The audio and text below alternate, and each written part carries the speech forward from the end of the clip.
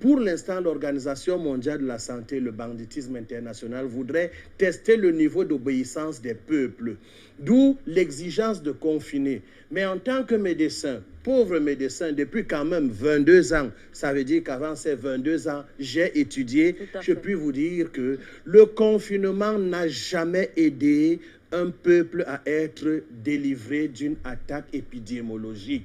Au contraire, en vous confinant, il existe ce que j'ai expliqué dans une conférence, l'inceste viral.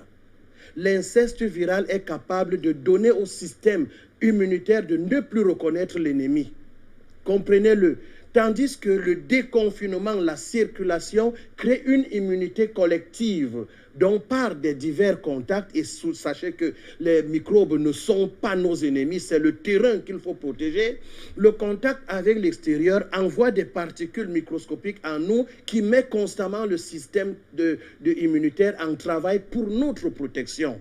Ça, je pourrais revenir là-dessus parce qu'il va falloir revenir à la vraie immunité et non les bêtises qu'on nous met aujourd'hui dans des facultés de médecine, transformant des médecins en agents très dangereux. Parce que je vous assure, même le fait de vous asphyxier là, avec les masques, c'est pour vous fragiliser. Ça fait 50 à 60% de votre gaz carbonique qui revient dans votre intérieur. Et pendant ce temps, vous faiblissez parce que l'énergie amplifiée ou bien gérée par une bonne oxygénation du corps n'est plus là du tout. Mais les médecins réciteurs de cours, malheureusement, ne vous en parlent pas.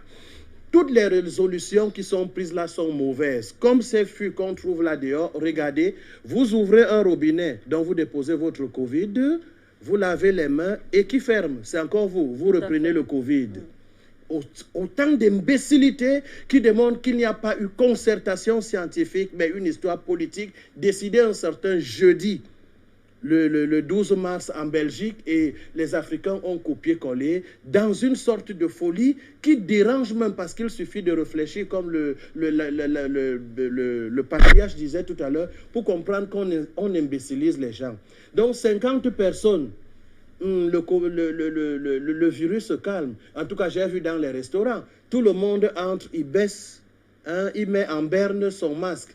Le Covid attend, il mange d'abord, après il remet, le Covid frappe. Des imbécilisations comme ça ne doivent plus exister.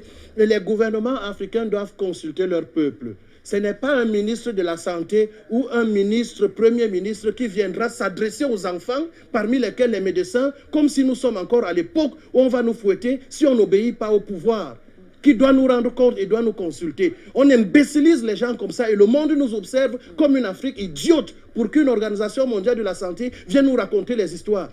Il n'y aura pas de ces morts et que le laxisme de nos chefs d'État, de nos gouvernements, de nos autorités cesse. Sinon, le peuple prendra ses responsabilités.